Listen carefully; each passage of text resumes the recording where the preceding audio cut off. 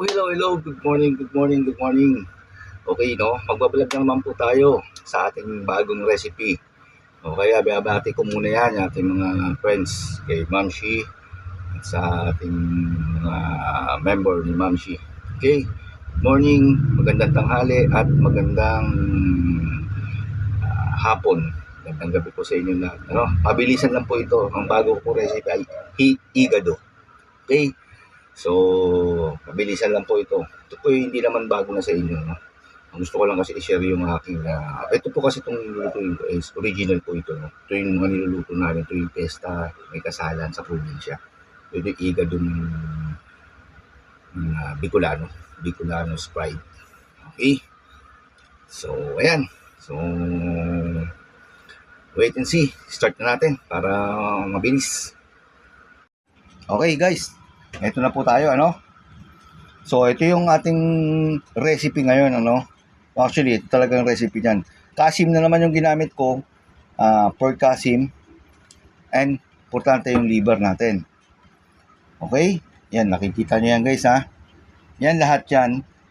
At kasama ang green peas, aswete. Ito ang original kasi guys, ang aswete. Nilalagyan lang nila ng twist yan, tomato sauce. Pero ang aswete talaga yan. Kasi ito kasi ang original na pagluluto niyan. Yan. Sugar, of course, lagi ko neutralizer yan. Salt, vinegar. Ito, may vinegar tayong kaunti, guys. Siling haba. Gagayatin po yan, ano? Bell pepper.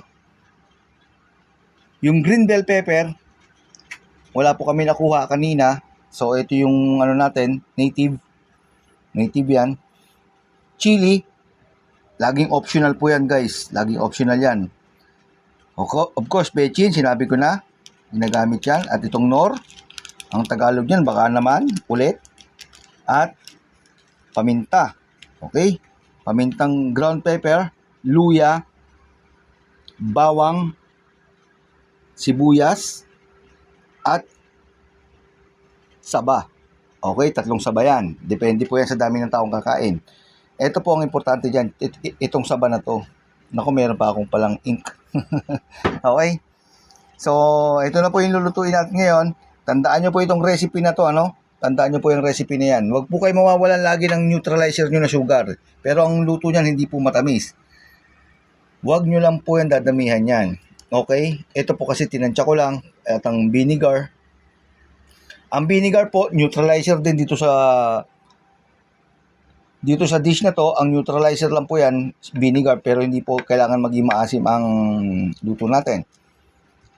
O, cut. O, so wala na akong problema dyan. Ngayon guys, ipapakita ko na sa inyo ngayon kung paano ito gayatin lahat. Okay? Ituturo ko po sa inyo kung paano po ito lahat gagayatin ng maayos para maipresent ko naman ulit sa inyo mamaya-mayang konti. Okay? So, yan lang. Wala pa akong ginagayat dyan. Kahit ano. So, okay. So, gagayatin ko muna to. Then, wait. Guys, nahiwa ko na siya lahat, ano? So, may dinagdag lang ako guys na nakakalimutan ko kanina, no? Ito. Bay leaf. Okay? Nakalimutan ko yan kanina. So, ito ang paggayat niyan. Yan, ganyan, slice. Tapos lahat yan guys, puro pahaba. Kung mapapansin nyo, pahaba. Ito yung banana natin, ano, saba. Ito yung red pepper natin. Bell pepper. Pahaba din itong gayat ko. At kung mapapansin nyo guys, ito original kasi to eh. Makikita nyo to, ito. Ayan o. Ayan. Pahaba siya. Yan, pahaba. At pinaghiwalay ko yung taba sa karne. Yan ang original kasi niyan. Hinihiwalay ang taba sa karne. Okay? So, kung mapapansin niyo may konting taba, ano na yan, litid na, hindi na kayang hiwain, kumbaga. So, yan. Sineparate ko ang fat dun sa meat. Then, nandito pa rin tayo. Lahat yan guys, wala akong binawas dyan. Yung luya natin, ganyan po. Lahat po yan pahaba. Pahaba yan lahat. Pahaba. Yan, of course, bechin, nor, ito, ubos yan yung betchin. Bagsakan nyo na ng kaunti. Kung hindi kayo, ano nyo, huwag kayo magpapaniwala. Mayayaman lang, ang mayayaman lang mga takot sa betchin. Ngayon, ito, at itong mantika, ito aswete to. At yung soy sauce, guys, hindi ko na ipakita sa inyo yan kanina, okay? Kung bakit tayo gagamit ng toyo? Dahil dito sa liver. Okay? Isi-separate ko siya ng luto. Masangkot siya lang siya ng konti. Okay? Masangkot siya lang siya ng konti. Gamit ang toyo. Ipapakita ko sa inyo kung paano po mag-gisa niyan, ano? Simple lang. Mantika at toyo lang po yan. Tapos konting-konting tubig. Papakita ko po sa inyo yan mamaya. So, ayan na po, ano? Ang mga tandaan nyo po yan, ano? Yan. Okay. Ayan. Oh, puro po yan lahat yan. Ngayon, guys, ang sasabihin ko naman sa inyo ay medyo hindi po to masyadong hindi po to affordable, ano? So ang ginastos namin dito sa meat is 180. Okay, sa ating mga kababayan. Tapos dito 100 ata, so 280 na. Plus ito pa mga 300 plus. Kulang 400 something. Mga ganun. Yan guys. Sugar, salt, tapos vinegar. Okay? Ngayon, ipapakita ko sa inyo kung paano na siya lulutuin isa-isa. Ang papakita ko muna sa inyo ay ang pagluto ng liver. Kasi po, ayokong kumain ng atay na matigas. Para kang kumakain ng kinabukasang tinapay matigas. Yan, ang gusto ko dyan, yung talagang kasi ito fresh po itong nakuha namin. Bagong kata yan. So, a little bit seconds lang po yan 1 minute something. Papakita ko po sa inyo mamaya. So, kompleto na po yan. Wala na po tayong kulang dyan, ano? Okay. Yung iba din naglalagay ng tomato sauce. Of course, para lumasa. Pero ako, hindi po ako maglalagay ng tomato sauce. Kasi gusto ko po ipakita sa inyo yung original na luto ng mga Bicolano. Ito po kasi itong recipe ito ay alam niyo na, yung pinaliwanag ko kanina sa inyo, no? Na tuwing piyesta lang ito niluluto. Diba? 70s, 60s, 70s, tradition, kultura na ng aming bayan. Okay? So, let's start. Ulit, magluluto na po tayo. Guys, isiset ko na yung naset ko na yung kalan. So, kukuha lang tayo ng oil. Yan. Kita nyo naman guys, oil lang yan. Oil. Tansyahin lang natin. Hinaan ko ng konti yung apoy. Yan.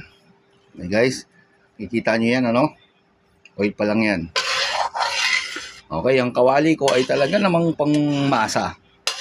Okay? At hindi tayo gagamit ng mga, ng ibang vlogger, yung mga hindi dumidikit na kawali. Ito talaga pang probinsya to. Talagang pang bundok tong kawali natin. Okay? So, low profile lang tayo. Yan.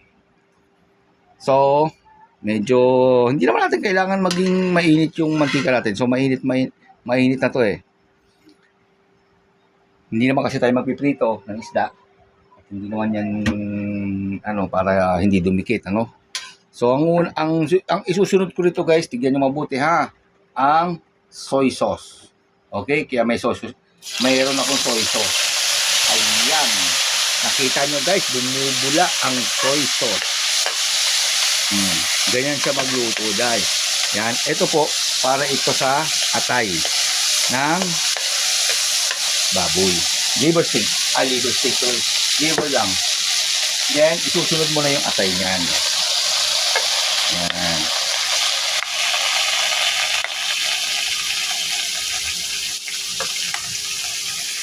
Okay. Yan. So, hinaan lang natin sa guys yung konti yung apoy. Ayan. So, may nasama pang baboy. Tanggalin natin yung baboy. Ay.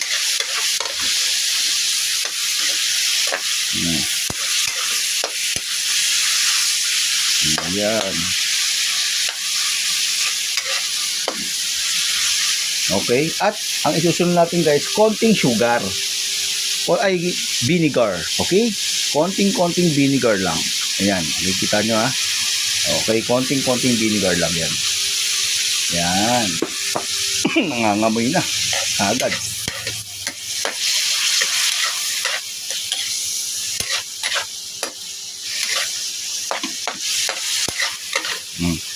Okay. Kasi guys, ang gusto ko kasi sa liver, yung hindi siya maano, pag kumakain ka hindi matigas. Nabubisit po kasi kapag matigas yung akay. No? Iniihaw nga lang namin yung mga Bicolano Ilocano. Iniihaw lang namin yan, lumalabas-labas pa yung dugo, kinakain na namin yan. Ang basta fresh, okay? Ayan. So, nakita nyo naman yan ha. Yan. Okay. So, lalagyan natin siya ng, of course, konting bechin. Para may konti naman siyang lasa. Yan. Konti lang. Okay. Yan. Yan. Ay, gumamit ng bechin. Hindi naman gagawin ng bechin niya kung nakakamatay sa tao yan eh. Sinuri ng mabuti ng mga eksperto yan eh. Walang maya-mayaman at mahirap sa sakit. Pag talagang dinapuan ka ng sakit, talagang sama ka. Okay? Ako talaga, bechi ng ano ko. Tsaka yung mga... Okay guys, okay na to. Papatayin ko na muna yung kalan, okay? And, isi-separate ko lang muna to tapos papakita ko na sa inyo yung ano. Okay, okay na to. Guys, okay. Tinanggal ko na ngayon yung atay, ano? So, lalagay ulit tayo ng cooking oil. Yan, cooking oil. Yan. Of course, lahat naman guys, saute. No? Papakita ko lang sa inyo kaagad, ano? So, hindi na natin kailangan pang ano yung tong painitin pa yung mantika ng gusto. Ilalagay na natin kaagad yan dyan. Garlic. Yan, yung bawang natin ha. Guys ha, bawang. Mainit ha. Paso pa ako ha. O, yan. Yan. Okay, daan natin ng konti. Sabi malakas eh. Guys, ito kultura lang po itong ginaano ko sa inyo. Wala po itong mga cut-cut o kaya kung ano pa man. Wala yan. Yan yung mga luya. Okay, yan yung kinukuha natin yan. Okay, sinabay-sabay ko na yan guys. Yan. At ang makikita nyo naman, sibuyas. Yan. Okay. Yan. Hindi ito masyadong affordable guys kasi kung ano medyo may pagkamahal ng konti, mga 300 plus to 400. Depende. Okay? At ang susunod natin guys, isusunod na natin itong laurel. Okay? Susunod na natin itong laurel. Yan. So, igigisa na natin. So, eto guys, nakita nyo naman, okay? Naka-separate ngayon yung liver spread. Ayan. Ay, liver spread tuloy. Ano ba yan? Liver. Yun. Hindi, pwede mo yung palaman sa tinapay, kaya magiging liver spread. Pwede naman. Kung trip mo. Okay? So, isusunod natin guys itong green. Yan. Yan. So, tinikman ko siya kanina. Hindi siya masyadong maanghang. Yan. Okay. Yan. Okay lang madurog yung ano niya, yung anong tawag diyan, yung ceiling green niya. Okay. Ayun. Then isusunod na natin ang pot. Okay, walang minutes ito guys, ha? Hindi walang cut ito, ano? So okay yan, ayan, yan. Ugas na lahat yan. Lahat yan. Ayun. Oh, kita-kita naman yan guys, walang cut yan ha. Walang cut yan.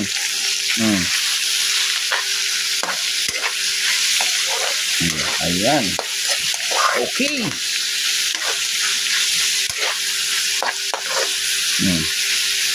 So of course, lalagyan naman natin siya ng tubig.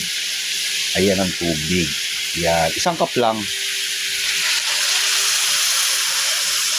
Ayan. Okay.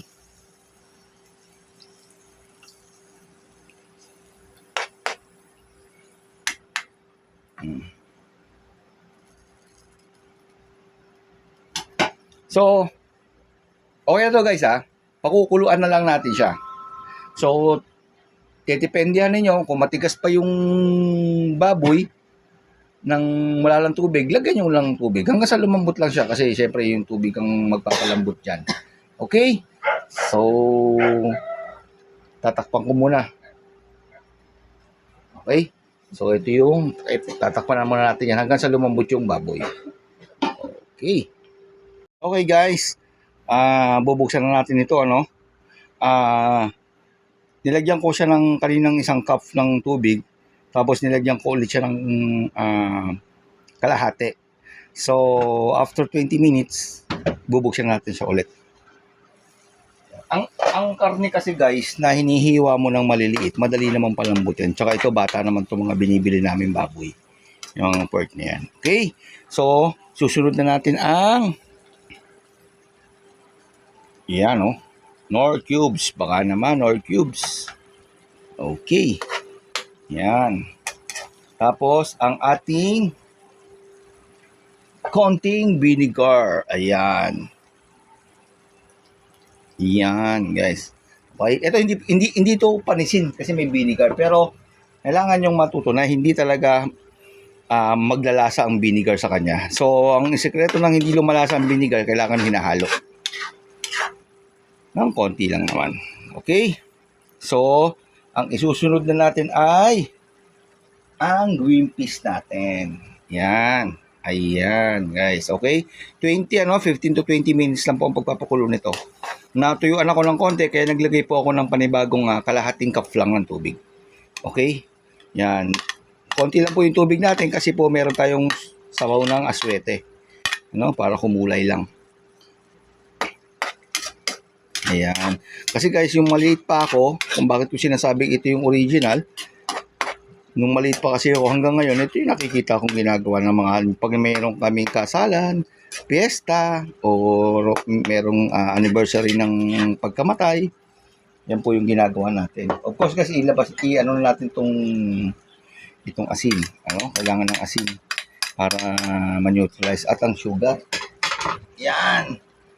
Ito na ang sugar. Yan na. Yan. Okay. Ayan. Okay.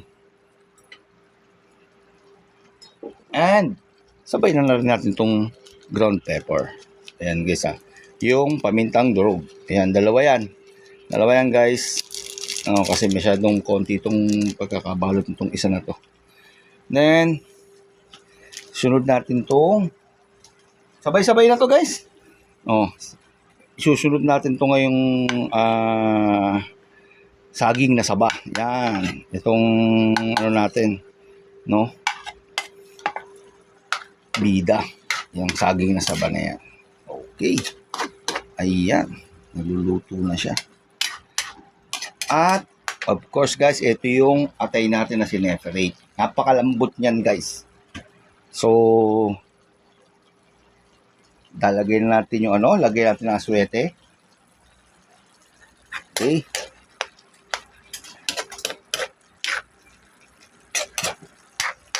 Okay.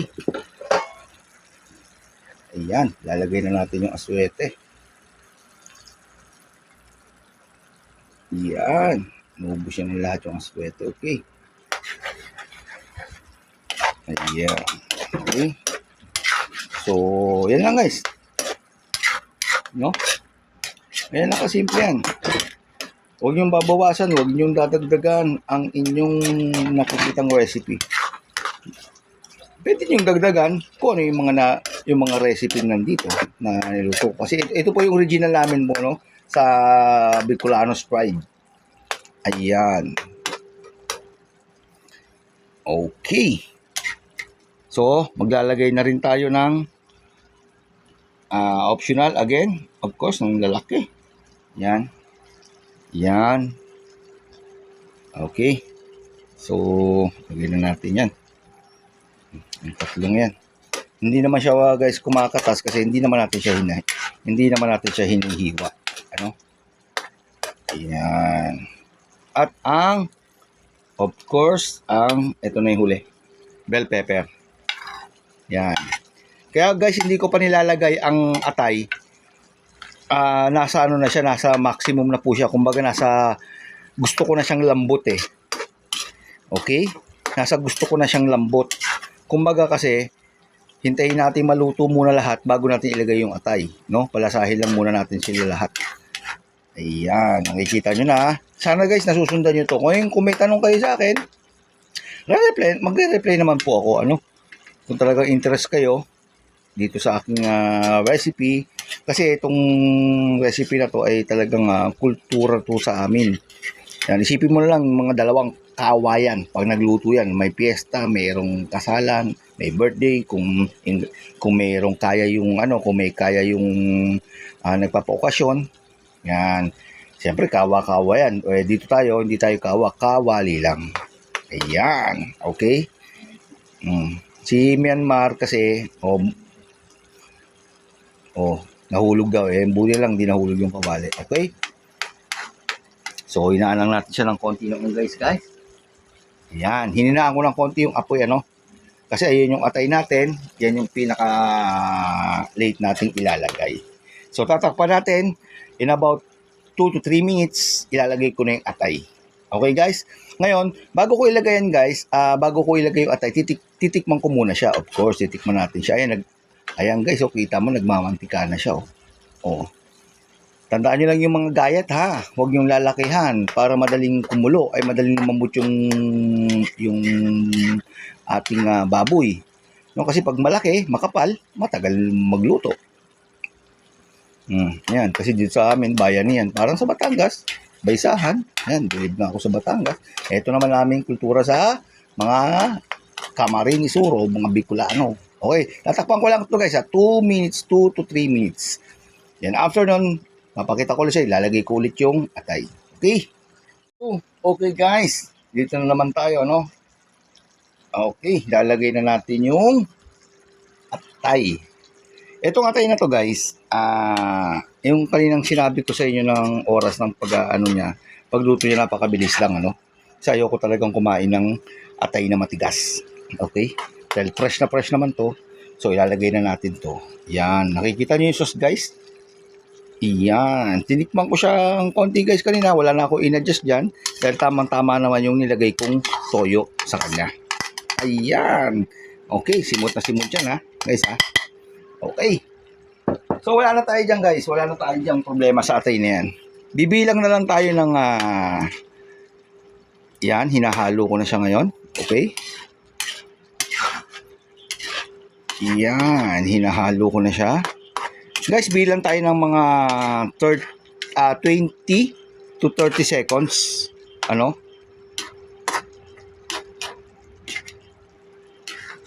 After ko nitong saraduhan, bilang lang ako ng 20 to 30 seconds.